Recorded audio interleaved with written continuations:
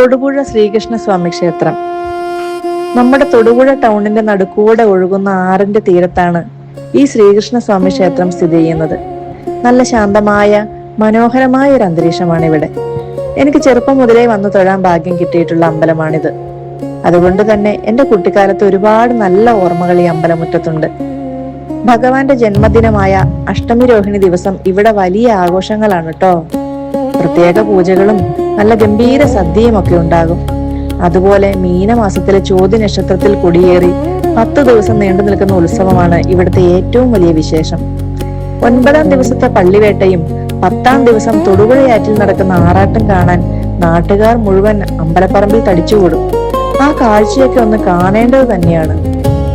4 കൈകളുള്ള മഹാവിഷ്ണുവിന്റെ വിഗ്രഹമാണെങ്കിലും നമ്മളൊക്കെ ഭഗവാനെ എണ്ണക്കണ്ണനായും ഉണ്ണിക്കണ്ണനായും ഒക്കെയാണ് ഇവിടെ മനസ്സ് നിറഞ്ഞ് ആരാധിക്കുന്നത്. കിഴക്കോട്ട് നോക്കിയാണ് ഭഗവാന്റെ പ്രതിഷ്ഠ. നൂറ്റാണ്ടുകൾക്ക് മുൻപ് വില്യമംഗലം സ്വാമിമാർ തൊടുപുഴയാറിന്റെ തീരത്തിരുന്ന് ഭഗവാനെ കാണാൻ കഠിനമായ തപസ് ചെയ്തു എന്നാണ് പഴമക്കാർ പറയുന്നത്.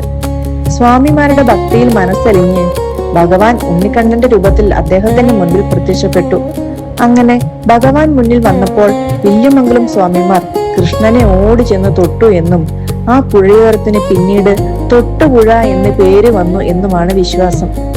ഈ പേരാണ് പിന്നീട് മാറി മാറി നമ്മൾ ഇന്ന് വിളിക്കുന്ന തൊടുപുഴ എന്നായി മാറിയത്.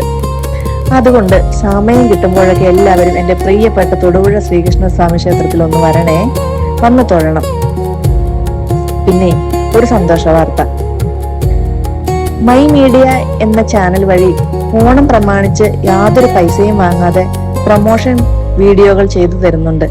ബിസിനസ് ചെയ്യുന്നവർക്കോ ചാനൽ പ്രൊമോട്ട് ചെയ്യുന്നവർക്കോ ഒക്കെ ഈ അവസരം ഉപയോഗിക്കാട്ടോ. താല്പര്യമുള്ളവർ ദയവായി താഴെ കമന്റ് ചെയ്യുമല്ലോ അല്ലേ. എല്ലാവർക്കും നന്ദി, നമസ്കാരം.